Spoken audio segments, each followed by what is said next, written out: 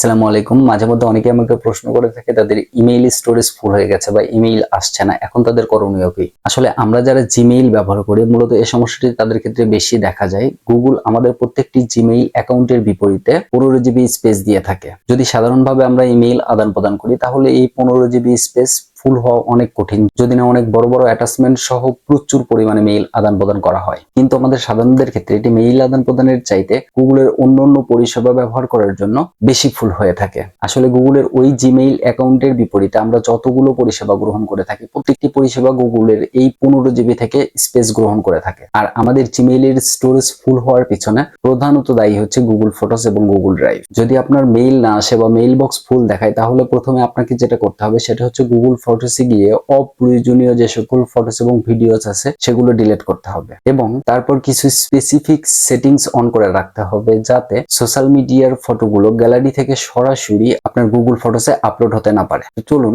আমরা mobile screen থেকে দেখে নিই এই কাজটি আমরা কিভাবে করব। তবে তার আগে আমার একটা রিকোয়েস্ট, যদি ভিডিওটি ভালো লেগে থাকে তাহলে অবশ্যই আমার ভিডিওটিতে লাইক দিবেন এবং কমেন্টের মাধ্যমে আপনার মতামত জানিয়ে দিবেন, যা আমাকে অনুপ্রাণিত করবে আপনাদের জন্য এই ধরনের আরো ইনফরমেটিভ ভিডিও তৈরি করতে। ভিডিওটি শেয়ার করবেন যাতে ভিডিওটি দেখে আপনার বন্ধু বান্ধব ও পরিচিত জনরা উপকৃত হতে পারে। আর এ ধরনের আরো ইনফরমেটিভ ভিডিও পেতে আমার ফেসবুক প্রোফাইলটি ফলো করে রাখুন, আমার পেজটিতে লাইক দিয়ে রাখুন এবং যারা ইউটিউব থেকে দেখছেন তারা আমার ইউটিউব চ্যানেলটি সাবস্ক্রাইব করে পাশে থাকা বেল আইকনটি বাজিয়ে দিবেন। চলুন আর কথা না বাড়িয়ে আমরা আমাদের মূল ভিডিওতে ফিরে যাই। আপনার মেইলের স্টোরেজ ফুল হয়ে গেলে প্রথমে যাবেন আপনি গুগল ফটোসে। আপনার গুগল ফটোসে যাওয়ার পরে আপনি এরকম একটি ইন্টারফেস দেখতে পাবেন। আমি ইচ্ছাকৃতভাবে আমার এই জিমেইল বক্সটি ফুল করে ফেলেছি যাতে আপনাদেরকে দেখাতে পারি যে আপনারা কিভাবে ফাঁকা করবেন। এখানে যাওয়ার পর দেখুন ডান পাশের কোনায় যে তীর চিহ্ন দেখা যাচ্ছে এটিতে ক্লিক করুন, এরপর আবার এই তীর চিহ্নে স্পেস করুন, এরপর দেখুন আপনাকে দেখাচ্ছে আপনি কি আসলে স্টোরেজ কিনতে চান কিনা। গুগল আপনাকে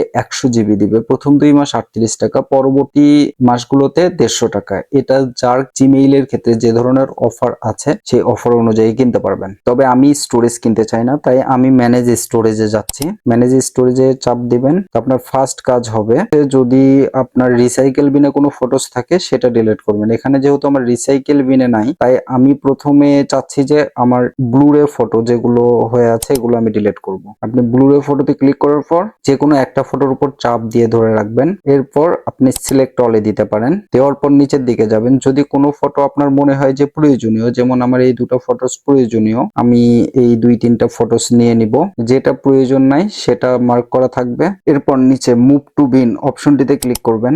মুভ টু বিন আবারও। এবার আমি এটাতে উপরে যে ক্রস চিহ্ন আছে আমি সেটাতে চাপ দিব। দেখুন এখানে আপাতত আমার কিছু স্টোরেজ ফাঁকা হয়েছে, এখান থেকে ব্যাক দিব।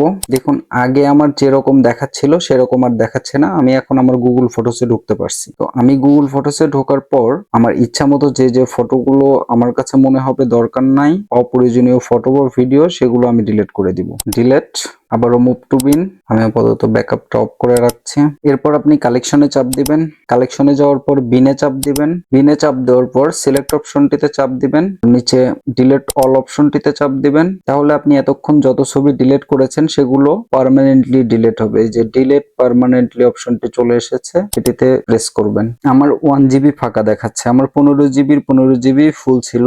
আমি যা ডিলিট করেছি তাতে আমার 1 জিবি ফাঁকা দেখাচ্ছে। আপনারা দেখে দেখে এভাবে আপনাদের অপ্রয়োজনীয় ছবি এবং ভিডিওস গুলো ডিলিট করতে পারেন। এরপর আপনারা চাইলে আপনাদের গুগল ফটোসের ব্যাকআপ বন্ধ করে রাখতে পারেন, যা আমি কিছুক্ষণ আগে করেছি। এই যে টার্ন অন ব্যাকআপ, এটা যদি আমার টার্ন অন করা থাকে সেক্ষেত্রে আমার যে জায়গাটুকু আমি এখন ফাঁকা করেছি এটি আবার এই যে 6টা আইটেম এসে এটি বুক করে ফেলবে। আপনারা গুগল ফটোসে ঢোকার পর এই যে উপরের যে আপনার ছবি সম্বলিত যে ডান পাশের কোন আইকন আছে এটিতে ক্লিক করবেন। এটিতে ক্লিক করার পর এই যে ব্যাকআপ অপশনটির উপরে ক্লিক করবেন। ব্যাকআপ অপশনটির উপরে ক্লিক করার পর দেখুন এই যে backup photos and videos on this device automatically, এই জায়গাটাতে ক্লিক করলে আপনার ব্যাকআপ বন্ধ হয়ে যাবে। আর অটোমেটিক কোনো ফটো গুগলে ব্যাকআপ নেবে না। তবে আপনি যদি চান আপনি সব ফটো আপনার ব্যাকআপ বন্ধ হবে না, শুধু সোশ্যাল মিডিয়া বা অন্যান্য ভাবে যে ফটোগুলো আপনার মোবাইলে এসেছে সেগুলো ব্যাকআপ বন্ধ হয়ে থাকবে, কিন্তু আপনার ক্যামেরায় তোলা ফটো বা আপনি পিকচার হিসেবে যেগুলো রাখবেন সেগুলো গুগল ফটোস আপডেট হবে। সেটি কিভাবে করবেন চলুন এবার সেটি দেখে আসি।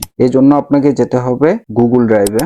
গুগল ড্রাইভে যাওয়ার পর উপরের বাম পাশের কোণায় যে 3 লাইন আছে এটিতে ক্লিক করবেন। 3 লাইনে ক্লিক করার পর আপনি সেটিংসে ক্লিক করবেন। সেটিংসে ক্লিক করার পর ব্যাকআপ অ্যান্ড রিসেট এই অপশনটিতে ক্লিক করবেন। ব্যাকআপ অ্যান্ড রিসেট অপশনটিতে ক্লিক করার পর আপনি ফটোস অ্যান্ড ভিডিওস এই অপশনটিতে ক্লিক করবেন। যেহেতু আমি ব্যাকআপ ওখানে অফ করে দিয়েছি তাই এখানে ব্যাকআপ অফ দেখাচ্ছে, আমি ব্যাকআপ অন করে দিলাম। আমি আমার কোন ইমেইলের বিপরীতে ব্যাকআপ অন করতে চাচ্ছি সেটা যাচ্ছে, আমি আমার এই ইমেইলটার বিপরীতে ব্যাকআপ অন করে দিলাম। এখন দেখুন ব্যাকআপ অন করার পর নিচে আপনাকে 3টি অপশন দেখাবে, backup quality, mobile data use, backup device folder. আপনি ব্যাকআপ ডিভাইস ফোল্ডারে ক্লিক করবেন। দেখুন ক্যামেরা ছাড়া যে অ্যাপস গুলোর ফটো বা ভিডিও আমার গ্যালারিতে থাকে সেগুলো এখানে উল্লেখ করা আছে। আপনি চাইলে প্রত্যেকটা অফ করে রাখতে পারেন, আমি সবগুলো অফ করে রেখেছি যাতে কোনো অ্যাকাউন্টের ফটো গ্যালারি থেকে সরাসরি গুগল ফটোসে আপলোড হবে না। তো এভাবে আপনারা আপনাদের মেইলের স্টোরেজ ফাঁকা করতে পারেন এবং ব্যাকআপ বন্ধ করে রাখতে পারেন,